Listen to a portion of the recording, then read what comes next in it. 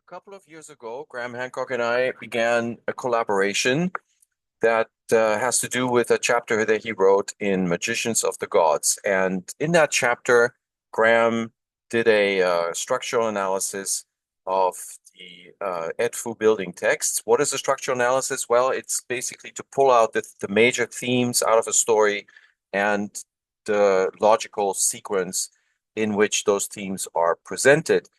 Um, a structure of a story is not something that people consciously necessarily perceive when they read a story, because people are interested in the intrigue, and that's, get captivated, you get caught up in the story, and that's what makes it entertaining. So you're not necessarily paying attention to the backbone, but without the backbone, you have no guideposts. The themes are the major themes are like the guideposts, and the logical sequence is what guides you from beginning to the end through all the climactic points. But it is something that you're not aware of. It's kind of like looking at a person. You don't see the bones of the skeleton, but the skeleton needs to be there for the person to be able to stand upright. Otherwise, the person would just be a bag of muscles and tendons and organs, and it would just be a blob and falling apart, right?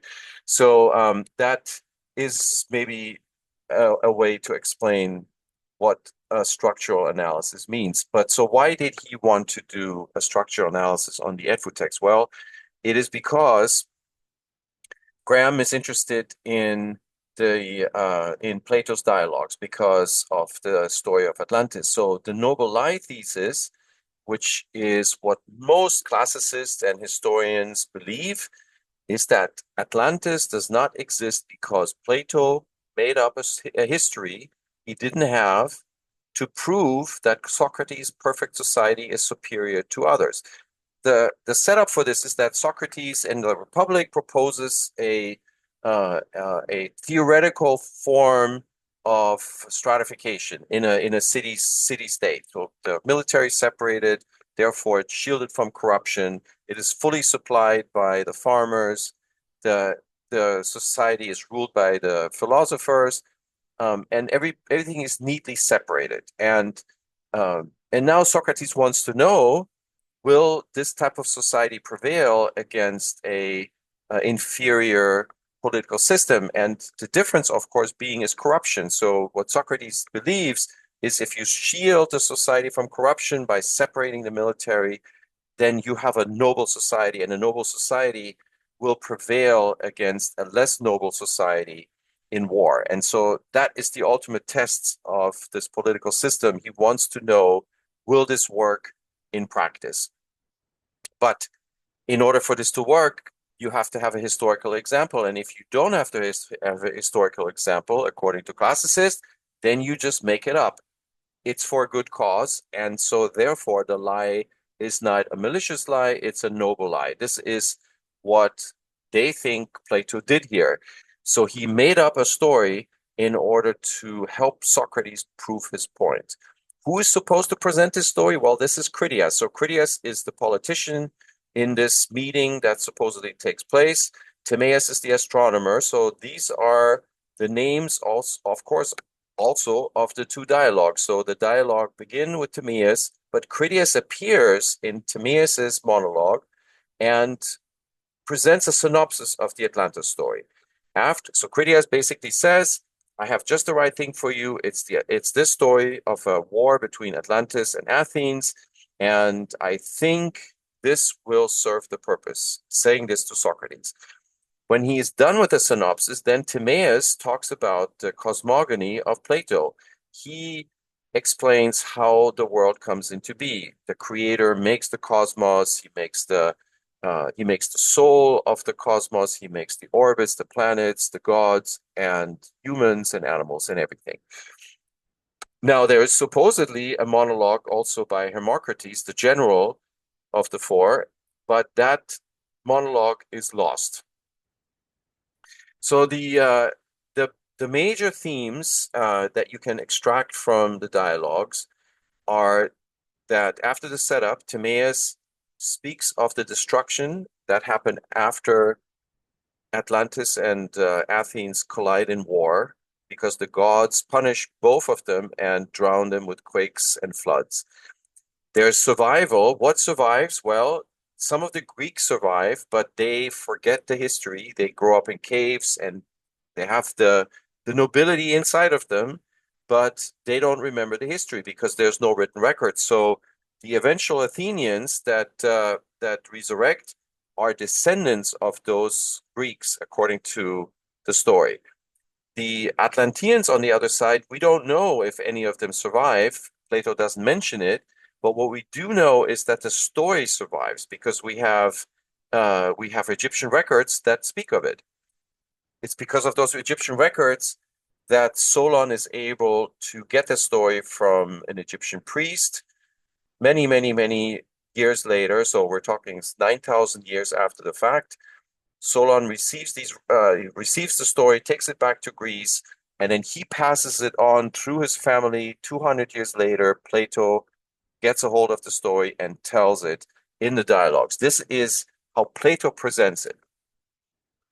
And then we have recreation. Recreation, why am I saying this is recreation? Well, the cosmogony that Plato presents is really a copy of an original cosmos, but he does not explain where the original comes from. He only mentions it as a creature from which the creator reasons out the main characteristics and then fashions a copy of it. So technically speaking, this is a recreation of a cosmos. And then in the second dialogue, entitled Critias, that is now where we hear of the creation of Athens Atlantis. So this serves, if you will, as the prequel to the destruction that starts out Timaeus. So it is arranged like a sequel prequel, if you will, but the four thematic elements are there: creation, destruction, survival, and recreation. And this structure, in this basic structure, I will present to you evidence in this talk that this structure is Egyptian. And by the structure is that you can prove that Plato did in fact receive this story from Egypt. Maybe not by the details, because he may have filled in some details, but the structure reveals the origin of the story to be Egyptian. And so the question is, again, because we don't read about this in the dialogues that we have, whether there were survivors from the destruction of Atlantis. But the records survive, and that is a key takeaway from the presentation.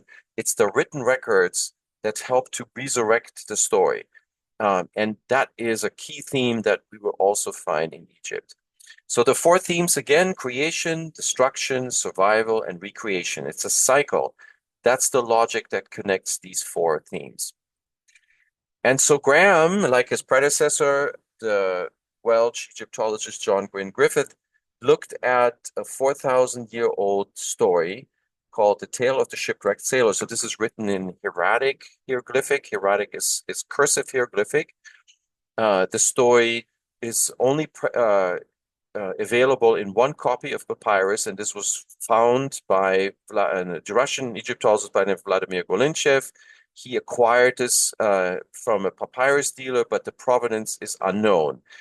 Only way that this can be dated is by looking at the grammar, looking at the word choices, and based on that linguistic argument, this was dated to the Middle. It's the Middle Egyptian language dated to the Middle Kingdom. So about 4,000 years, maybe 3,800 years, something like that. And when you look at this story, which has to do with a sailor that capsizes, his boat gets capsized, all of the other sailors die, he survives, he ends up on a lonely island, lush, beautiful, uninhabited, so he thinks. There's all these riches, and then all of a sudden he encounters a giant snake, and he's initially thinks that's his last moment, he's going to die, but it turns out the snake is benevolent. And the snake tells him a story about how the snake lost its family in a catastrophe. So you can already tell the elements, the thematic elements I just spoke of are present. We have creation, we have a lush phantom island in the sea, And I will show you why this is a phantom island, because it ends up disappearing again. There's destruction. There's a ship that gets destroyed. There is a falling star. There's a flood. Survival. The sailor survives. So did the giant snake before the sailor. And then there's recreation, which is the story survives through the sailor. The sailor survives, and then he recreates the story orally, and then it becomes a written document. So again, writing is very important. So here is the catastrophe that befalls the family of the snake. Then a star fell and they went up in flames because of it. So this is the snake telling the sailor, this is the fate of my family, and I'm the only survivor on this island. So in some ways, the snake and the sailor are in the same shoes, if you will, if the snake had legs. But they both survived the catastrophe. Uh, the difference being that the snake will end up succumbing to the next catastrophe, which is the flood, but the sailor makes it off the island and back home to Egypt. So here's what the snake says to the sailor. Once it happens that you have left this place, because the snake predicts that there will be a ship picking up the sailor, then you will never see this island again, which will have become water. So that's why it's a phantom island. It just appears on time for the sailor to be rescued. And then as soon as the sailor leaves the place, then the island disappears right back to from whence it came, which is the sea. And so now this initial impression that Graham obtained from this story, and so did the Egyptologist who was looking for potential sources of the Atlantis story in Egyptian text. And so then Graham asked, well, are there any other texts in Egypt where we can find this again, these same elements, but maybe a little bit more evidence that Plato did in fact inherit the story from Egypt? And so that took Graham to the Edfu Temple. The Edfu Temple, uh, for Graham, offered the promise to support his main theory. His main theory being that once in distant prehistory, there was an island nation splendid in riches and culture, writing, astronomy, navigation, architecture, measures and building, that lost its divine ways and succumbed to the wrath of the gods, drowning it in the sea, and save a few survivors who ventured into what's left of the world and seed a new cycle of high culture and riches with what they brought along. And what they brought along is their knowledge, their wisdom, their written records. And with that, they seeded a new civilization. So this is, in a nutshell, now filling in a little bit detail onto the thematic backbone, what Graham is looking for. And so he used Eve Raymond's book, The Mythical Origin of the Egyptian Temple. So she wanted to know what is the mythical context that explains how the ancient Egyptians built their temples. And so she looked at the Edfu text to see if she can extract that mythical heritage. And so she defined the cosmogonal records. Now, she had Emile Chassinat's transcriptions to work with. Not much of the temple had been translated, so she had to translate from the raw transcriptions. And her translations were actually not published in the book, so they were not publicly available. But she obviously must have translated some of these texts. So these are not easy to translate. Ptolemaic hieroglyphic is difficult, and there was also transcription errors. Thousands of them were discovered much later. And so what she had, she did an amazing job. She was able to extract a series of cosmogonal records. So these are textual areas of the temple that are not ritual, but have to do with the myth of the Edfu temple. And so that's exactly what she was after. So I now have mapped all of these cosmogonal records based on her book to the temple walls. And that's what you're seeing here. So there's really 12 locations that are topographically spread over the north, west, and east side of the enclosure wall. There's something on the side of the pronaos, and then there's also something on the outside of the enclosure wall. And so we're going to go through all of these cosmogonal records. Now, when Graham Hancock read Eve Raymond's book, he did the structural analysis. So he wanted to know what are the major themes, how are they connected, and can we compare that structure then to the Atlantis story. So I pulled together the three sections in The Island of the Ka in Magicians of the Gods 2015, where Graham is doing this distillation. So I've numbered them 1, 2, and 3. We're going to go through one at a time. So 1 has to do with the original creation and its destruction. And so this, in the Edfu text, is the island of fire that is the primeval place, the first cycle of creation that gets destroyed and flooded. Section 2 has to do with the survivors of this initial cycle after the destruction that then resurrect and recreate their lost world in a new land. And that has to do with the Memphite creation story at Edfu. So the Memphite creation story, as I will show you, is really a resurrection story. And then finally, before I go to the third section, so let me show you where those texts are. So the Island of Fire, the story of the Island of Fire is well described here on the west wall of the Naos. The Memphite cosmogony is on the north wall near the western corner. And part 2 then continues. So in part 2, the pylons are being created. The pylons are the rising lands that arise from the waters. And so that is how the creation on Earth begins. And so that is described in 3, 4, and 5, those textual segments. And then in part 3, from that original site of creation, the survivors, which are the gods of Egypt, then settle in other lands. And so they leave the original pylons and they found new sacred domains, and that is shown in these 3 locations. So the original domain continues on and becomes the original temple. And then there's 2 additional domains, and I'm going to show you who founds them and what is being founded.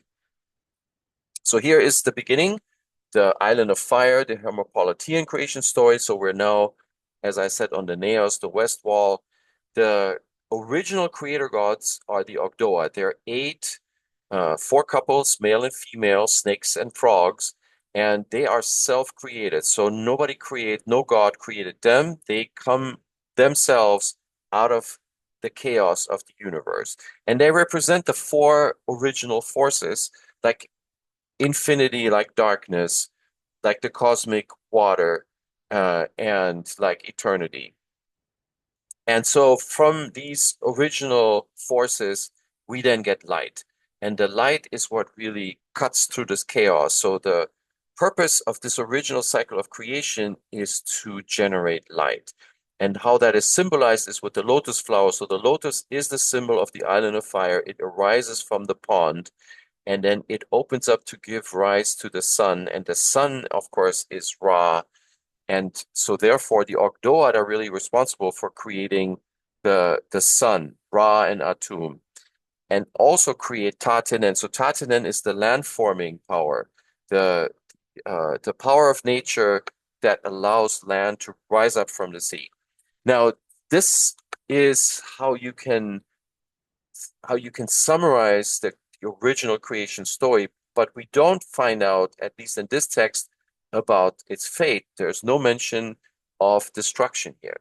So where is the destruction described in the Edfu text? Well, we don't have an explicit text that says the Island of Fire was destroyed, not at Edfu. However, we do have an explicit account in the much older texts or I should say the much older monument where the same story is told, and that is in the pyramid text. So here now we are in the antechamber of the Pyramid of Unas. This is the first version of the pyramid text.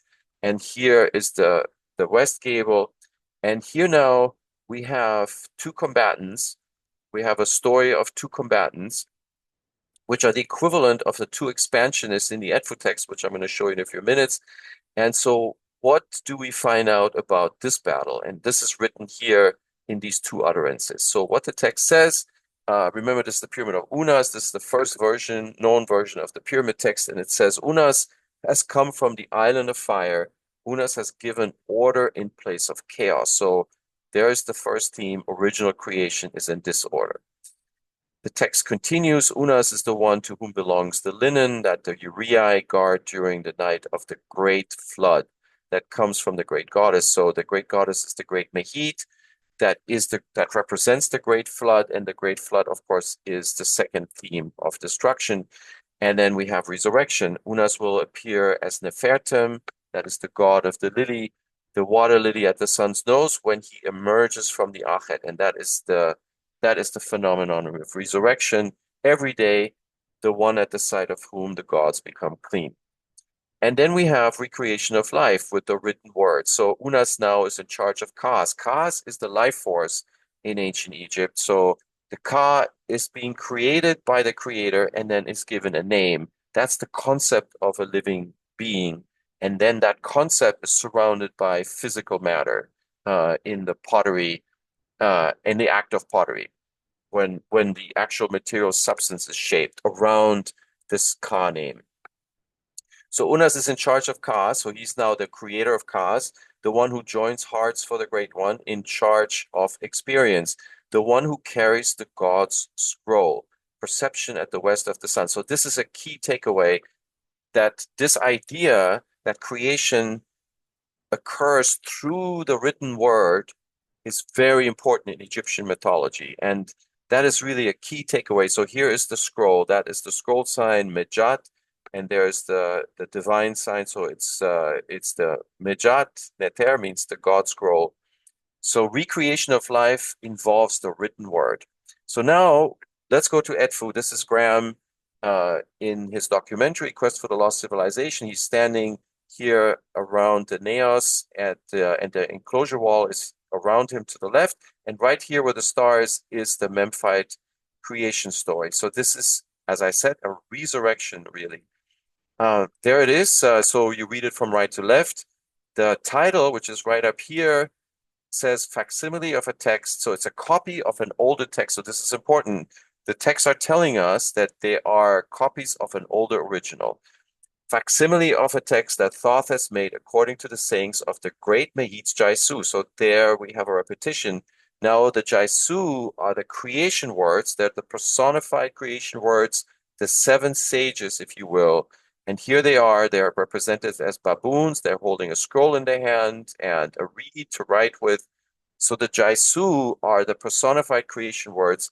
And this cosmogonical record is called Account of the Places of the First Primeval Ones. So this is a recreation based on written creation words, and that is what the Memphite creation story is. Now, it is written right up here in the west corner of the northern wall, and here's the first clue that we are dealing with the resurrection, because the Osiris chamber, the Osiris being the force of nature that makes resurrection happen, is catty-corner across also in the northwest area. And there is also a chamber that's dedicated to Mehit. That chamber is facing due east. So the temple is actually cardinally oriented. This is north, this is east. So there is a chamber of Mehit right here. There's the Osirian chamber, and here's the creation story. Now is the bridge that links the island of fire to this new world that's being recreated. And that bridge starts off with the trampling, which is a battle between the two expansionists. This is the equivalent of the combatants in the pyramid text. Then we have this idea of falling and sinking, so there's destruction. But then we have, out of the watery domain, the district, the water district, which is representing the place where Osiris dies, we have resurrection. And this portion I have to expand. I have to explain why this has to do with resurrection, why this watery district is associated with Osiris and Osiris's death. So this I'm going to explain now to you. The particular word used here for this type of district is called a ward. And as you can see, it's spelled with a leg, a bent leg, and that is representing a quarter, and that's where that's maybe the best way to etymologically explain the word. So it is a district, a quarter that is a watery realm, and that is designated by this canal sign. So Eve Raymond picked up on this word immediately. She realized that this is a special word choice that puts a whole different angle on this very first column of the Memphite creation story. She realized that this is really about resurrection. And of course, Graham recognized that that's what it's all about. So when he read her analysis, he realized we're not talking about first creation, we're talking about recreation. So where does this word come from? Okay, so what she did, she looked at a text that is located at the Philae Temple. This is now in the south of Egypt. This is now an artificial lake because of the low and the high dam. But before the dams were built, there was an island. The original Philae Island was east of this island, Biga Island. Now the temple is on a different island, north of Biga Island, called Angilka Island. And the original map looked like this. So here, this is now drowned, but at that time, before the dams, this is the Philae Island, and here's the temple. And a short distance across this watery strait, you have Biga Island, and there was a landing site here where the Osirian mystery rituals were performed, because this is the temple of Isis. And the legend in the temple says that Osiris was mummified and buried in a secret cave on Biga Island. Here's Biga Island. This is the south end of it. Now, if you ride your boat around, you will get to see a little bit maybe of Philae Island, but most of it is drowned. And then when you look to the west, you see, even now, you can see the landing site. So there's a thicket, there's a few trees, there's a port with a quay, and the same is represented in this relief. So you can see the thicket here. That is the mummy of Osiris being collected by this crocodile. And in the story, that is Horus. Horus transforms himself into a crocodile and removes the mummy of Osiris out of the watery grave and delivers the mummy to Isis so that she can assemble the king, the Lord of Life, back to his throne, which is shown here. And so this is representing Biga Island. And then on the other side, this is now Hadrian's portal on the north side. You can then see Osiris in a cave lined by the snake beneath these giant granite boulders, which is, of course, the Biga Island is famous for these boulders. And this is a secret cave where Osiris is shown here as the Nile god, Hapi, pouring out the Nile water. But it gets really interesting when you go up to the second floor of the temple, because that's now where you see in the Osiris chamber, you see the legs of the mummified Osiris, the left leg specifically, releasing, being the spring of the Nile, if you will. And that explains the word wart, because the watery grave of Osiris, which here the Osirion, for example, is a watery grave. There's a central island with a moat around it. The Osirian shaft in Giza, west of the Sphinx, you have in the third level, you have a water-filled cavern in the middle of which you have a sarcophagus surrounded by columns. So these are all symbolic tombs of Osiris.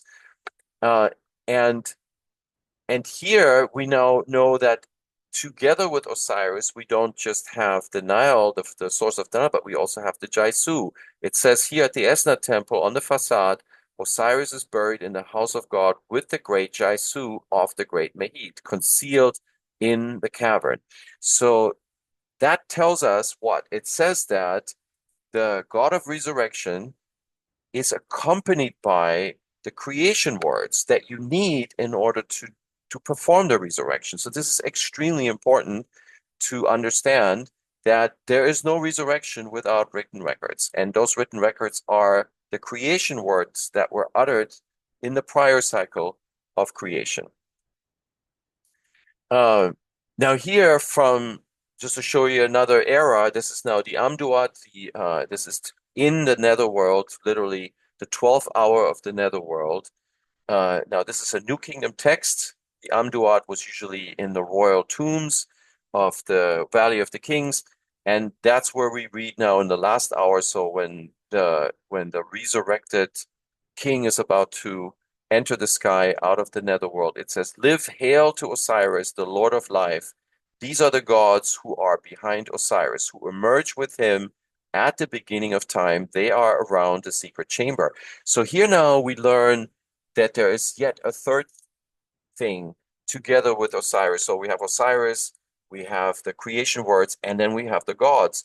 So the resurrection requires the Lord of Resurrection, Osiris. It requires resurrection words, and of course it requires the new creators that will convert those words into life, into material existence. Just like in the Pyramid of Unas, when Unas has the scroll of God and is now able to control the cause and give names to the cause. It's the same identical concept. And as you can see, these themes transcend any particular era in ancient Egypt. We are now spanning an amazing time span, something almost 2,500 years wide, from Edfu all the way back to the pyramid text. Now, going back to the Memphite creation story, we have more clues that this that the story is imbued with an Osirian resurrection theme. And we have already read about the Jaisu that are accompanying Osiris from his cavern. And so here they are mentioned again, the Jaisu of the Great Mahit. And look how the spelling of the Great Mahit, so the orthography even is imbued with this Osirian aura. So here you have the conventional spelling. Mahit is with the whip sign. Mahit. There's the water sign, and so the Great Mahit is the Great Flood. But at Edfu, right here in the first column, it's written with the Osirian mummy. So it's a very unusual spelling, and this was difficult for the Edfu project to translate. But because of cross-referencing, they were able to identify that this really means the same thing. It means the Great Mahit, the Great Flood. Here's another invocation of the Osirian part of the story. Osiris, by the way, never mentioned by name in the Memphite creation story because he is not a part of that cosmogony. He's part of the Heliopolitan cosmogony, but nevertheless, he influences the story by these indirect invocations that I'm showing you. So here, for example, the netted is right here. So it's nedit. That word refers to the place where Osiris was killed by Set. So in the stories, the brother kills his brother Osiris, hacks the body into pieces and throws those pieces into the Nile, and that becomes the watery grave of Osiris. And then, as you saw in the previous slides, Isis then collects all these pieces together, and Horus helps Isis, delivers the mummy out of the waters so that Osiris can be properly buried on Bige Island in the cavern. Now, there is yet something else that you need to know about what Osiris brings from the cavern, and this is a very important piece of this puzzle as well. So this is now the antechamber again in the Pyramid of Unas. Now we're looking at the east wall, the opposite wall from where we were a few moments ago. And so what do we read here is that Unas has brought for you your great eye of the east from the fiery line cavern. So remember that Unas is slipping into the role of Osiris in order to resurrect, and then he passes to the netherworld so that he can resurrect. And what is going on here, he's now appeasing the primordial gods with a bread offering, and then he emerges from the cave. That's what all of this text is talking about, with Eye of the East. And that is a very important clue that will take us back to Edfu and explain what this particular word might mean, because this is the opening salvo of the creation story, the Memphite creation story. It says, "As to trampling," which means as to battling, the two expansionists, and then we have this Eye of Horus sign, which the Edfu project translates as moment, and I'm going to show you that in a moment. And then it says sinks, and then a new sentence starts, a water district is formed. So this is the word that we just talked about. So the Edfu project is translating this word as "ond" for moment. And they have good reasons to do that. We don't have to get into it, but Dieter Kort gives references, and his reasoning is sound why this should be translated as moment and not as Eye of Horus, which is the word wejat. However, what you need to know, it's an important context. That word, that particular spelling of "und" is not used again in the creation story. So all the other instances of the word moment are spelled in a different way. And so what I think is that this is an important clue that this particular use of the word "und" also has a visual content that we have to take into consideration. And what might that be? Well, if we look up into the inscription band, so here's the creation story. There's Alexander, there's Ptolemy Alexander the 10th, and here's the creation scene. Here's the dedication column, and here in the second column is where the creation story begins. And there is that Eye of Horus sign I just showed you. And if you just look up a few meters to the right, then you see the same sign, except now contextualized with the city sign. So in the same general context, the Eye of Horus does refer to a place. So in this particular case, it's pronounced Wejat, and the German Edfu project is translating this as the land of Egypt. So you can see that a very small variation in the context sign transforms this word into the land. So I think what that means is that we have to take this into consideration, that that word visually, it may be it may directly be spelled out as "und," as moment, but it invocates a place, and that place is called Wejat. Now, where else do we find this word mentioned? Well, there's one instance in the creation story, which I will show you in a few moments. And then there is another one in the very same inscription band on the west wall. And there we see the same word, but it's spelled in a different way. So here it is. There's the word. It's spelled now, it's phonetically exactly the same word. It's just spelled with different symbols, but it also says Ujat.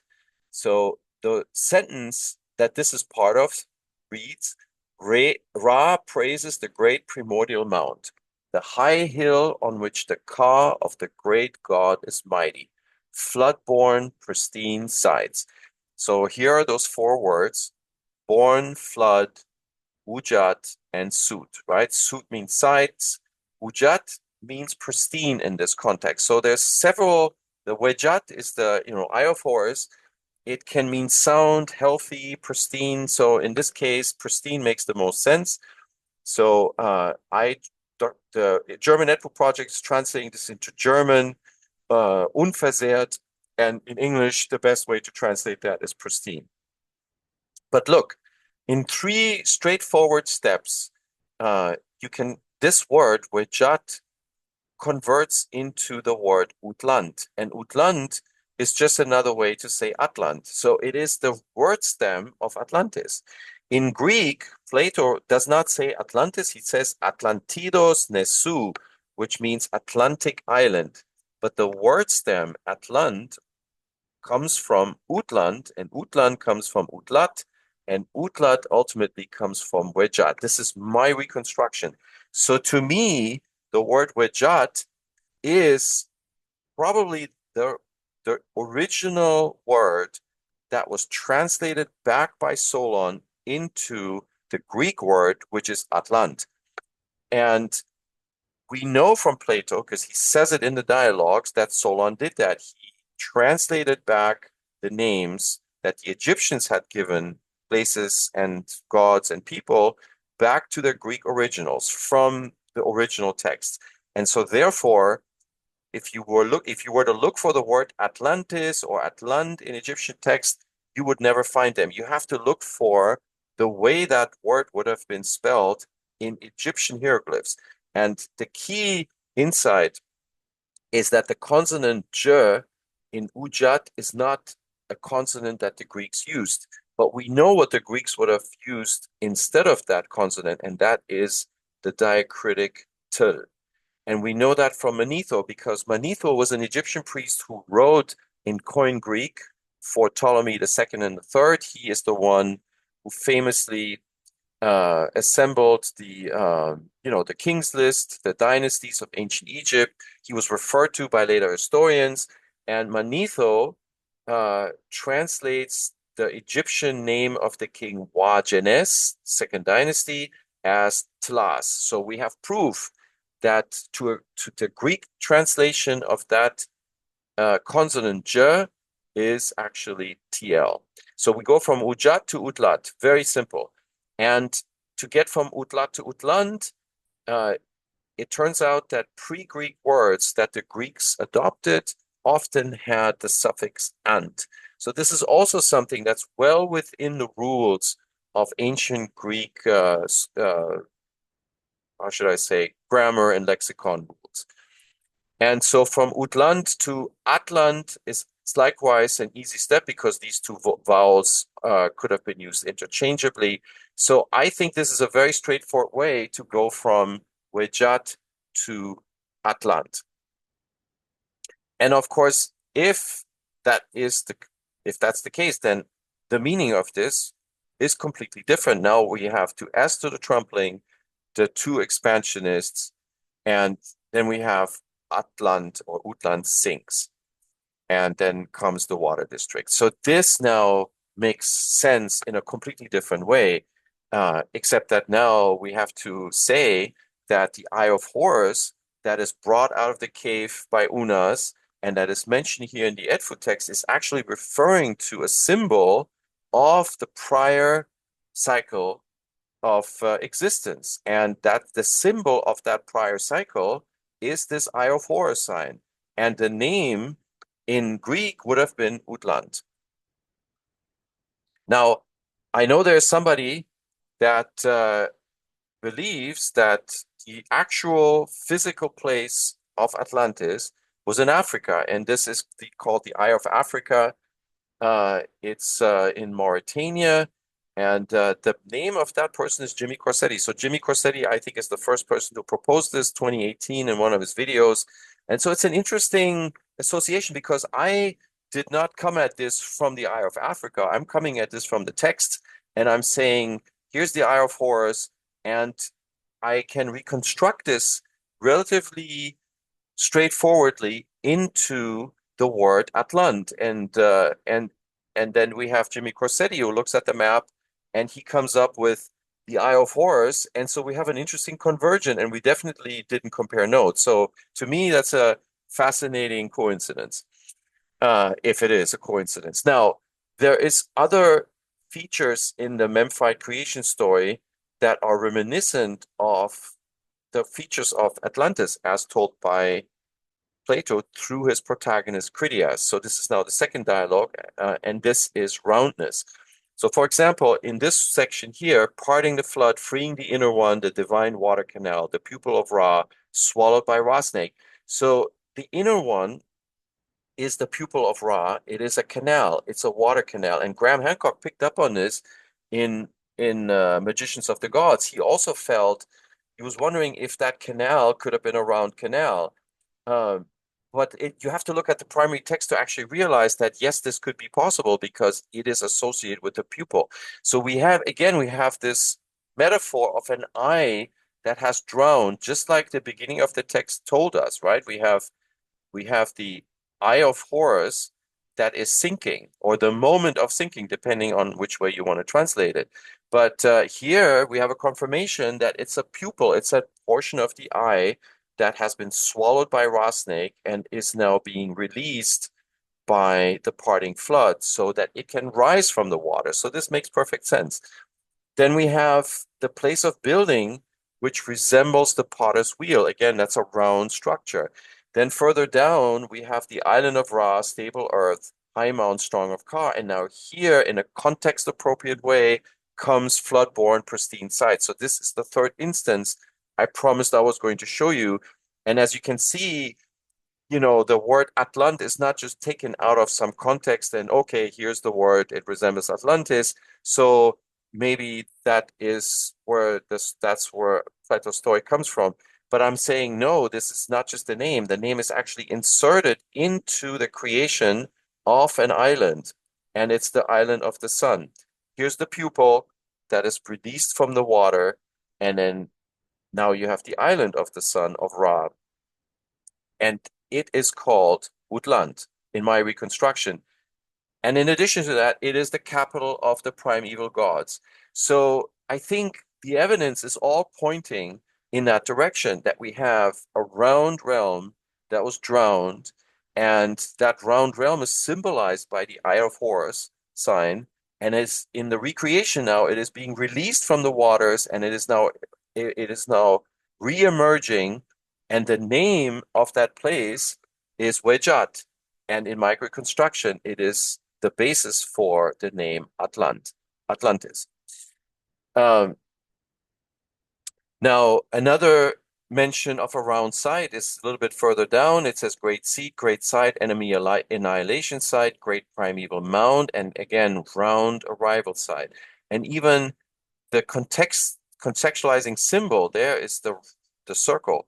That's the round arrival site. So say I believe this says it says seper bu. So seper bu bu means site, and seper shen bu means a round arrival site. Yeah. So, and now, like I was saying before, Earth creation only begins here in the 36 column. So all of this is actually still conceptual creation. So it's the life force that's being created, but it's in a separate realm from the actual Earth, right? So if you look at the structure now, and I'm doing a structural analysis, just like Graham did on the Edfu text, structural analysis of the Memphite creation story. We have the title, we have the original Ka land. So this is the life force given names. Then we have a threat that materializes to the arch enemy of creation. That's Ra Snake. That threat is averted by the savior. That's Tatinen, Ptah. Ptah literally is the parter of the waters, and then Tatinen is the land force that raises up the land and averts the threat by Ra Snake. Then we have sea migration. So for some reason, the creative forces now leave the Ka realm and migrate to the sea, and then they reach Earth, and that is now where they perform the material creative act to duplicate their prior realm. Now, let me say a few words about when all of this supposedly happened. So in the Edfu text, we have one clue, and that is written here in a ritual on the western wall, on the outside face of the enclosure wall on the western side. So here's the pylon, there's the pronaos, there's the naos that we can't see, and then there's the enclosure wall. And what I've done here is I've pulled out that particular ritual, and in that ritual where Ptolemy the Ninth is offering a necklace to Ra Horakhti. That necklace has 9 bands, so that represents the Aeneid. And in that text on the edge column, it says, "For you are the great God, the prince, the ruler of his residence in these 7,000 years." So the original settling of Horus on Earth is 7,000 years prior to when these texts were composed. And here is a time scale, a time map, so you can visualize this a little bit better. So the texts are written, this is according to the Edfu project, in a language that is based on Middle Egyptian. Now, of course, we're talking about a huge volume of text, but specifically the mythological texts, they have their own archaic grammar. So they are written in as close as you can recognize it in Middle Egyptian. So Middle Egyptian stopped being spoken as a spoken language by about 1600 BC. So if we take that as the terminus ante quem, which means the time before which, then if we move back 7,000 years, we have an agreement with how Plato describes the history of Egypt. So Plato says the events of Atlantis and Athens occurred 9,000 years prior to Solon visit to Egypt, which is shown here. That's about 550 BC. Solon meets with King Amasis. That's in the Saitic period. And so the 7,000 years in that case would take you back to 8600 BC, which is what the priest tells Solon when Egyptian history begins. So that's a good correspondence. And the 9600 years, 1,000 years prior, is when the battle between Athens and Atlantis occurred.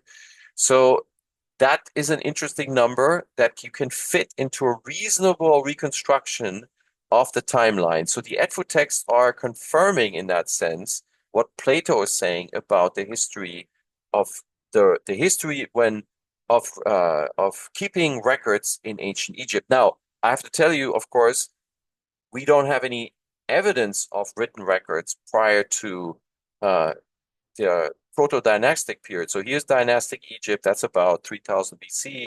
And then maybe 200 years prior to that is when we have the first record of hieroglyphic from Tomb UJ. But really, the take home here is not necessarily that there was writing all of this time. No, the story is really that, remember, there's a cavern. The Jaisu are stored in that cavern together with Osiris and the Eye of Horus. So this is a hidden place that may not have been discovered until just before dynastic Egypt. Anyways, that's the model that you can propose based on the mythological texts. And so now let me take you quickly to the last portion of the second section here. So we have checked off the resurrection. I think I've demonstrated that there's a heavy Osirian influence in the Memphite creation story. So it's really a recreation story. But now what about the Pylands? So the Pylands are mentioned. So those are the rising lands. And the Pylands are mentioned here on Earth. So this is ebbing of the flood, emergence of the Paiute island. And the very same now events that are described here are also described in a more expanded way on the west wall. So I'm just trying to say that the bridge between what's written here and what's written on the west wall are those Pylands. So it's basically just a repetition, but it's more detail. And that's what Graham, of course, recognized. He recognized that these Pylands are also mentioned in other text fragments that Eve Raymond had identified. And so the story continues there. So here we have a more detailed account, what happens on Earth, arrival of the primordial Pi rising island, driving out Ra-snake, again, the enemy of creation, fastening the reeds, building the throne of Horus. So that's the perch in Raymond's reconstruction made from those reeds. And then the sun drives out the shadow. The shadow is Ra-snake. So Ra-snake is the enemy of creation. It's the evil twin of the sun. It's the light stealer. It's the shadow conjoiner. That's how evil is described in the creation story. So there is no light without shadow. And so that probably explains this conjointedness between good and evil. Now, and again, seeking the site to make Earth. So this clearly proves that this is just an expansion of the very same text that I mentioned here. And then the logical sequence continues. So we have arrival and securing of the building site. So after you arrive on the Pylands, then you secure the place. And this is done through Tatenen, and he uses his utterances to secure the site. That's what's mentioned here. Then we have the stretching of the court ritual. Now the temple foundation is being inaugurated, which is Seishat. And then we have the temple plan. So that is the final cosmogonal record on the western wall on the interface, where we now lay down the plans for all the chambers, the main buildings, the pylon, everything is now explained over here. And now this text ends with a key phrase. It says, now building the temple on the potter's wheel. And that phrase is repeated on the other side, on the eastern side. That's the bridge between this text section and the section that you see now on the other side. I'm going to show it to you in just a moment. So the third section in Graham's distillation of the structure mentions now that the gods leave the original pylons and then they sail to other parts of the primeval world and found new sacred domains. And that is shown here. Now, that bridge that I was mentioning here is the west wall. The same words, building the temple on the pottery wheel, is now mentioned over here. So we have now the sculpting of the temple. We have also the exterior design that plays into it. We have the invention of the cubit, and we have the inauguration of the temple. So this is one sequence that continues on from the West Wall, which is all of this being an expansion of the events that are here in the Memphite creation story. And then we have this diaspora of other domains. And so one of these domains, as Graham points out, is Heracleopolis. That's here on the Pronaos on the west wall, and the other one is the house of Tatinen, the house of rest. So what are these two places? So here's the house of battle, the resting place of Tatinen. The Aeneid seeks the seat of the two gods, battle with Apophis. So there's another encounter with the evil snake, and then the four protective teams of Horus come in to protect Horus from this attack. That's written here on the near the northern corner with the east wall. So that is most likely another separate domain from the original primordial temple of Horus. Here's the battle with the flying serpent. And then here is the Heracleopolis mentioned. Heracleopolis is called an Ensut in hieroglyphic. And the Sheptiu separate from the creative forces from this initial landing at the pylons, and then found this secondary site called Heracleopolis, which is close to Fayum in Egypt. So here's the summary.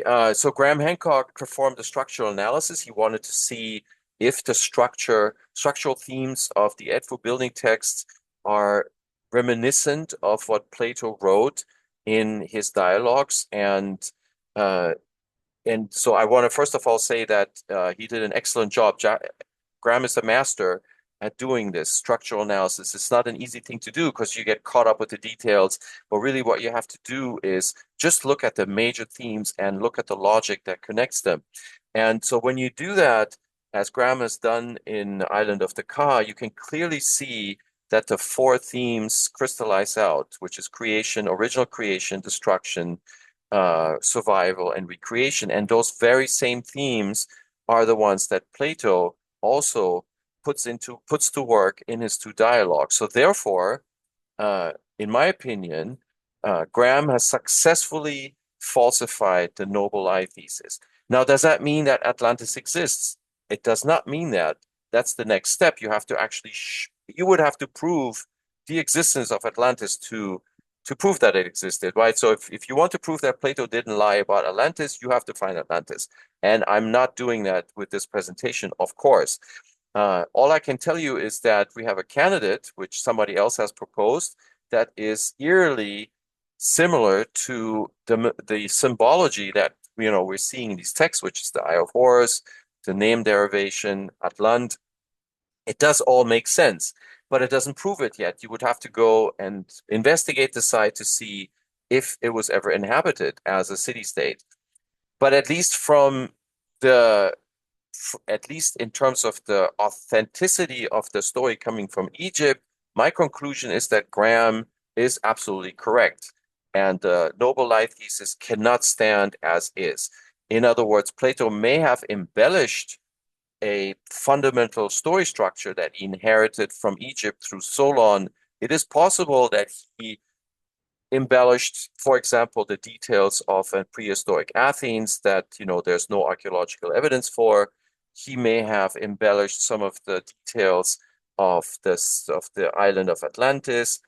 But at the end of the day, what really matters is where did he get the story from? And if he got the story from Egypt and the fingerprints of the story sure look Egyptian to me, then that means he told the truth about where he got the story from. So in my opinion, Graham gets a green check mark for Chapter 9, Island of the Ka. Now, I wanted to thank Professor Dr. Dieter Kort and the German Edfu project. Some of the members are shown here. This is the bridge between the two pylon towers. Dr. Kurt was working at the Edfu Temple for over 30 years. He's still publishing uh, translations. It's his life's work. He's done an incredible job. He corrected many transcription errors, which Emile Chassinat, because of the conditions that Chassinat's survey was up against, which were understandable. So Dieter Kort corrected many of these mistakes, and he delivered a German translation, which is mind-boggling, considering how difficult some of these texts are, especially the mythological text that I just went through. So I just wanted to acknowledge Dr. Kort. I know him personally. He's an amazing person, and I learned so much from him. So I just wanted to say thank you, Dr. Kort, for everything you've done, and I cherish our friendship. Uh, and so that is it from about the Edfu Temple. Now, my current project, and I just wanted to mention that also, is to look at the sequence of these texts, why, for example, they begin on the west wall.